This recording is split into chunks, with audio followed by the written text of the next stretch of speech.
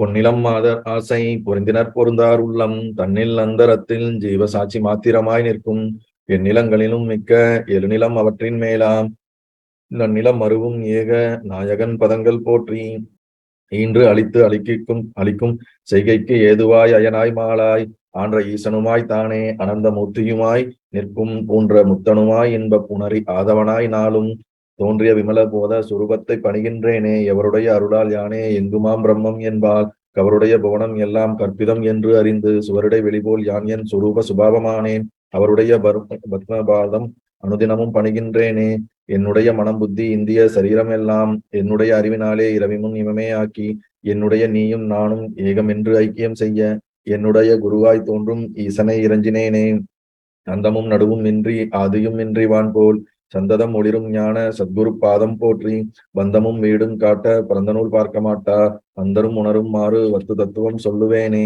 படர்ந்த வேதாந்தம் என்னும் பார்க்கடல் மொண்டு முன்னூல் குடங்களில் நிறைத்து வைத்தார் குறவர்கள் எல்லாம் காட்சி கடைந்து எடுத்து அளித்தேன் இந்த கைவல்ய நவநீதத்தை அடைந்தவர் விடைய மண் தின்று அலைவரோ பசியிலாரே முந்தனை வேங்கடேச முகுந்தனை என ஆட்கொண்ட கர்த்தனை வணங்கி சொல்லும் கைவல்ய நவநீதத்தை தத்துவ விளக்கம் என்றும் சந்தேகம் தெளிதல் என்றும் வைத்து இருபடலமாக வகுத்துரைத்து செய்கின்றேனே. நல்லது.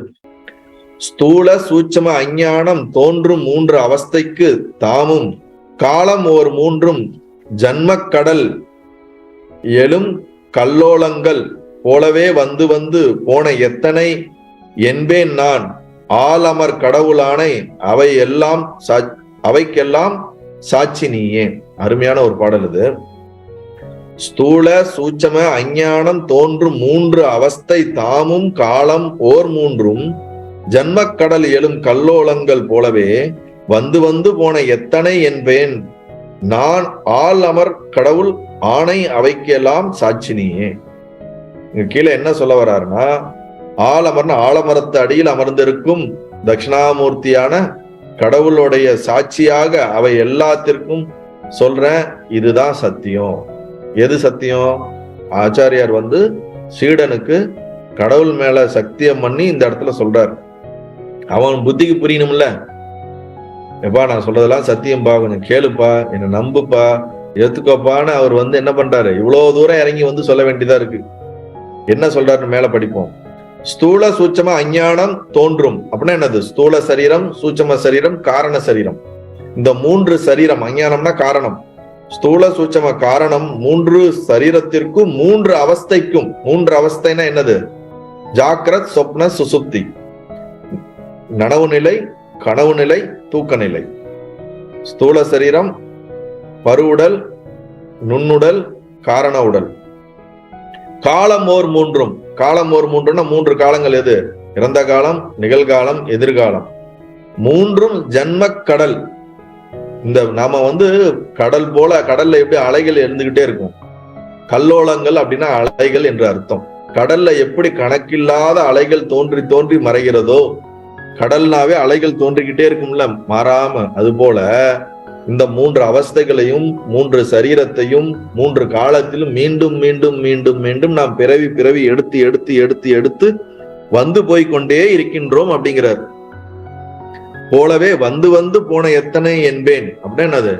இந்த மூணு அவஸ்தை, இந்த மூணு சரீரம், இந்த மூணு காலத்துல நான் எத்தனை தடவை போயிட்டே இருக்கிறது, எத்தனை வாட்டி பிறவி எடுக்கிறது, போதுண்டா இந்த பிறவி, இதுக்கு மேல பிறவியே வேணாம் அப்படின்னு நாம நினைச்சாலும் திருப்பி திருப்பி பிறவி இருக்கிறோமே. அததான் இங்க குறிப்பிடுறாரு.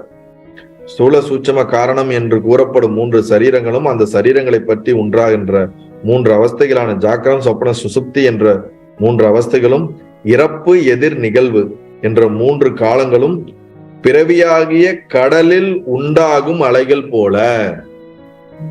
இந்த பிறவி, நம்ம பிறப்பை எடுத்துட்டோம்னாலே இந்த மூணு சரீரத்துக்கும் மூணு அவஸ்தைக்கும் மூணு காலத்துக்கும் உட்பட்டு இதுக்குள்ள இயங்கிக்கிட்டே இருக்கிறோம்.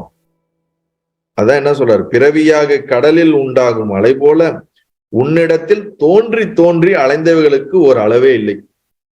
இந்த மாதிரி உன்னிடத்தில் அப்படிங்கிறாரு, உனக்குள்ள இதெல்லாம் கிரியேட் ஆகி திருப்பி என்ன அது விழுந்துருது, தோன்றி தோன்றி அழிவதற்கு அளவே இல்லைன்றார். உன்னிடத்தில் தோன்றி தோன்றி அலைந்தவைக்கு ஒரு அளவே இல்லை. கல்லாலான விருட்சத்தின் கீழ் குருமூர்த்தமாக எழுந்தருளிய தட்சிணாமூர்த்தியின் மேல் சத்தியம், அவை அனைத்திற்கும் நீயே சாட்சியாகும். என்ன சொல்ல வர்றாருன்னா, நீ ஸ்தூல உடம்பும் கிடையாது, நீ சூட்ச உடம்பும் கிடையாது, நீ காரண உடம்பும் கிடையாது, நீ ஸ்தூல அவஸ்தையுமான ஜாக்கிர அவஸ்தையும் நீ இல்ல, சூட்சம அவஸ்தையும் நீ இல்ல, சொப்பன அவஸ்தையும் நீ இல்ல, காரண அவஸ்தையும் நீ இல்ல. 3 காலத்து இது எல்லாத்துக்கும் சாட்சியா நீ யார் இருக்காரோ அதுதான் நீ. பியூர். யார் விட்னஸ் பண்றா அனைத்தையும்? யார் இது அனைத்தையும் பார்த்துக்கிட்டே இருக்கிறா? யார் இதுக்கெல்லாம் சாட்சியாக இருக்கிறார்? அவன் சாட்சியா இருக்கிறதுனாலேயே அவன் முன்னாடி இந்த விதமான மாற்றங்கள் எழுந்து கொண்டு மாறிக்கொண்டே இருக்கின்றன. ஆயிரக்கணக்கான, லட்சக்கணக்கான, கோடிக்கணக்கான ஒரு இதுல எல்லாம் சொல்றாங்க, கடல் மண்ணை கூட எண்ணி விடலாம், ஆனா பிறவி எத்தனை எடுத்தோம் என்று எண்ண முடியாது. என்னது? கடற்கரை மண்ணை கூடும் எண்ணி விடலாம், பிறவிகள் எத்தனை எடுத்தோம் என்று எண்ணிவிட முடியாது. இப்ப மாறி மாறி மாறி மாறி வெவ்வேறு விதமான சரீரங்களை எடுத்து எடுத்து எடுத்து எடுத்து நாம் விழுந்து கொண்டே இருக்கின்றோம். இந்த அவஸ்தைகளை, சரீரங்களை எடுத்துக்கொண்டே இருக்கின்றோம்.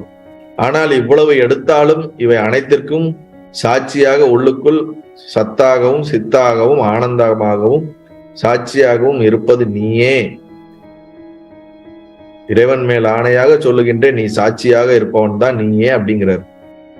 நீ சரீரம் அல்ல, நீ அதை நீனும் பிடிச்சுக்காத அப்படின்னு சீடனுக்கு சொல்றார். அவன் சூன்யம் தானே இருக்குன்னும் போது, நீ சூன்யமும் கிடையாது, நீ கோஷங்களும் கிடையாது, நீ இவை அனைத்திற்கும் ஆதாரமாக இருக்கக்கூடிய சைத்தன்ய ஸ்வரூபன் அப்படின்னு சொல்லி இந்த பாடல்ல இங்க முடிக்கிறார். நல்லது.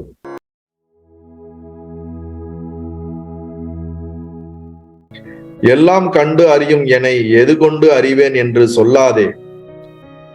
சுயமாய் ஜோதி சுடருக்கு சுடர் வேறு உண்டோ? பல்லார் முன் தசமன் தன்னை பார்ப்பதும் தன்னை கொண்டேதான், அல்லாமல் 11ஆனும் அவன் இடத்து உண்டோ பாராய். எல்லாம் கண்டு அறியும் என்னை எது கொண்டு அறிவேன் என்று சொல்லாதே. சுயமாய் ஜோதி சுடருக்கு சுடர் வேறு உண்டோ? பல்லார் முன் தசமன் தன்னை பார்ப்பதும் தன்னை கொண்டேதான், அல்லாமல் 11ஆனும் அவன் இடத்து உண்டோ பாராய். இதுல ரொம்ப சிம்பிளா சொல்லணும்னா, சரி இந்த சூன்யத்தை இல்ல நான் தான் அறிவா இருக்கிறேன்னு சொல்றதுக்கு உனக்கு எக்ஸ்ட்ரா ஒரு ஆள் தேவையா? அந்த இடத்துல 10ஆவதா இருக்கிற ஆள் தான் தன்னைத்தானே அறிஞ்சுக்கிட்டான். அவன் அங்க ஒரு 11ஆவது ஒரு ஆள் நீ தான் 10ஆவது அப்படின்னு அவனுக்கு புரிய வச்சாங்களா? இல்லையே. குரு வந்தாரு, குரு தானே சொன்னாரு, குரு சொன்னாருனாலும் அவன் தான் அவனை கண்டுபிடிச்சுக்கிட்டான். 10ஆவது ஆள் தான் நான் 10ஆவதுன்னு கண்டுபிடிச்சுக்கிட்டானே தவிர 11ஆவது ஒரு ஆள் இருந்து நீ 10ன்னு சொல்லல. அது அந்த அந்த அர்த்தம் தான் இந்த பாடல்ல என்ன சொல்ல வர்றாருன்னா, சுயமாம் ஜோதி சுடருக்கு சுடர் வேறு உண்டோ? நீயே ஒரு ஜோதி ஸ்வரூபமா இருக்கும்போது, நீ ஜோதி ஸ்வரூபமா இருக்கிறன்னு உனக்கு நிரூபிக்கிறதுக்கு வேறொரு ஜோதி பக்கத்துல வச்சு உனக்கு காட்டணுமா? நீயே தீபமாக விளக்காக விளங்கி கொண்டிருக்கிறாய், வெளிச்சமாக பிரகாசமா இயங்கிக் கொண்டிருக்கிறாய். உன்னோட பிரகாசத்தில் தான் அனைத்தும் தெரிகிறது. ஆனா நீ பிரகாசமா இருக்கிறான்னு எனக்கு தெரியலையேங்கிறதுக்கோசரம், உனக்கு தெரியறதுக்கு நீ இருட்டுல இருக்கிறன்றதுக்கோசரம் இன்னொரு விளக்க வச்சு நீ தான் பிரகாசம் உனக்கு காட்ட முடியுமா? முடியாதே. நீ தானே சுயம் பிரகாசமா இருக்கிறாய். அதனால நீ உன்னுடைய அறியாமையை நீக்கி நீ உன்னை அறிந்து கொள்வாயா அப்படின்னு இந்த பாடல் அவர் சொல்லுவாரு. அந்த பாடல் இன்னும் டீட்டெயிலா நெக்ஸ்ட் இதுல பார்ப்போம். இப்போதைக்கு அதோட கண்டினியூஷன் புரிஞ்சுக்கோங்க. எல்லாவற்றையும் அறியும் என்னை எதை கொண்டு அறிவேன் என்று சொல்லாதே. சுயம் பிரகாசமான அறிவாகிய உன்னை நீ அறிவதற்கு வேறொரு பிரகாசம் வேண்டுவதில்லை. முன்னர் கூறிய தசமன் கதையில் தசமன் தன்னை 10ஆவதமான் என்று அறிந்ததும் தன்னாலே அன்றி அவனுக்கு வேறொரு 11ஆமவன் இருக்கின்றானா? இல்லை அல்லவா? அங்கனமே நீ உன்னை அறிவதற்கு வேறொரு பிரகாசம் வேண்டுவதில்லை என்பதை யூகித்து அறிவாயாக. சோ நாம இதுல இருந்து புரிந்து கொள்வது என்னவென்றால், நீங்கள் நான் என்ற உங்களுக்குள் இருக்கின்ற உணர்வானது அது சச்சிதானந்த உணர்வு. எனக்கு அப்படியே தெரியவில்லை என்று சொன்னால் 10ஆவது ஆள் இல்லை என்று 10ஆவது ஆளே சொல்வது போல, நீங்கள் நான் ஆன்மா இல்லை என்று சொன்னால் நீங்கள் இந்த கதையை ஞாபகம் வச்சுக்க வேண்டியதான். எவ்வளவு காலம் நீங்க எனக்கு ஆன்மா நான் இல்ல, நான் பிரம்மம் இல்ல, நான் சொரூபம் இல்ல, எனக்கு புரியல, எனக்கு தெரியல அப்படின்னு சொன்னீங்கன்னா இந்த கதையை ஞாபகம் வச்சுக்கோங்க. 10வது ஆள் தான் நானு. ஆனா நான் 9 வரைக்கும் தான் எனக்கு என்ன தெரியுது. 10வது ஆள் எனக்கு இல்லன்னு அழுதுகிட்டு இருக்கேன். ஆனா நீங்க எவ்வளவு காலம் எனக்கு புரியல தெரியலன்னு சொன்னாலும் நீங்க தான் அந்த ஆளு. விடுகதை பதில் அதுதான். வேற எங்கேயும் போய் தேட முடியாது. உங்களுக்குள்ளதான் தேடி ஆகணும். உங்களுக்குள்ளதான் அதுக்கு பதில் கண்டுபிடிச்சாகணும். 10வது ஆளு நான் தான் அப்படின்னு அவனுக்கு எது தடுத்தது? அவன்ல இருக்கக்கூடிய புத்தியில இருக்கக்கூடிய அஞ்ஞானம் தானே தடுத்தது. அவனுடைய அறியாமை தானே தடுத்தது. அவனுடைய அறியாமை தடுப்பதற்கு வெளியிலே இருந்து ஒரு குருவானவர் சொன்ன உடனே அவனுக்கு புத்தி தெளிவு ஏற்பட்டு தன்னைத்தான் அறிந்தான் அல்லவா. தன்னைத்தான் அறிந்தால் தனக்கு ஒரு கேடு இல்லைன்னு கைவலி நவந்தியத்தில் ஆரம்பத்துல ஒரு பாடல் படிச்சிருப்போம். அதுபோல தன்னைத்தான் அறிந்ததற்கு குருவானவர் உதவி செய்தார். ஆனால் அவன்தான் அவனை கண்டுபிடித்தான். அவன்தான் எண்ணி கடைசியில் 10 நான் தான் என்று 10வது ஆனால் நான் தான் என்று கண்டுபிடித்தான். அதுவரை தன்னைத்தான் அறியாமல் 10வது ஆள் இல்லை, காணோம், தொலைந்து விட்டான். அதனால் துக்கத்தில் இருந்தான். அவன் 10வது ஆளை கண்டுபிடிப்பதற்கு வெளியே எங்கேயோ சென்று விட்டு வேற ஏதாவது ஒரு எங்கேயோ தேடிக்கொண்டு கண்டுபிடித்தான் என்றால் இல்லை, அவனுக்குள்ளேதான் கண்டுபிடித்தான். அவனுடைய அறிவில் தான் மாற்றம் ஏற்பட்டது. அப்ப ஞானம் என்பது அவனுக்கு எங்கே ஏற்பட்டது? 10வது ஆள் கண்டுபிடித்தவற்றான் அவன் ஒல்லியாக இருந்தவன் குண்டாகி விட்டானா என்ன? இல்ல இல்லவா? இல்ல குண்டானவன் ஒல்லியாகி விட்டானா என்றால் என்ன? நம்ம எல்லாருமே அனுபவம் அனுபவம் அனுபவம் கேட்கிறோம். அனுபவம் என்பது மனதில் நடப்பது. புரியுதா இல்லைங்களா? மனதுலதான் அனுபவங்கள் நடக்குது. இப்ப நான் 10வது ஆள் காணோன்னு சொல்லி அவன் கண்டுபிடிச்சிட்டான். அவனை கண்டுபிடிச்சிட்டான். அவனுக்கு எங்க நடந்துச்சு? அறிவில் தான் ஒரு தெளிவு ஏற்பட்டது. அந்த அறிவிலே தெளிவு ஏற்பட்டதினால் அவனுடைய துக்கங்கள் அனைத்தும் நீங்கியது. அவன் உண்மையை, சத்தியத்தை மீண்டும் கண்டுபிடித்து விட்டான். அதை தன்னை அறிந்த பின்பு அவனுக்கு உடல் மனதிலே சுகம் ஏற்பட்டது. சுகம் ஏற்பட்டதினால் அவன் கண்டுபிடிக்கல. அறிவிலே தெளிவு ஏற்பட்டதினால் அவனுக்குள்ள ஆனந்த சுகம் ஏற்பட்டது. துக்கம் போய் ஆனந்தம் ஆயிட்டான். அதுபோல நமக்குள் ஞான தெளிவு ஏற்படும் பொழுதுதான் நமக்குள் அந்த பரமானந்தம் உணரப்படுகின்றது. அப்ப தெளிவு என்பது புத்தியில் ஏற்படுகின்றது, அறிவிலே ஏற்படுகிறது. அந்த உண்மையான அறிவைத்தான், மெய் அறிவைத்தான் நாம் சித்து என்று சொல்லுகின்றோம். நல்லது.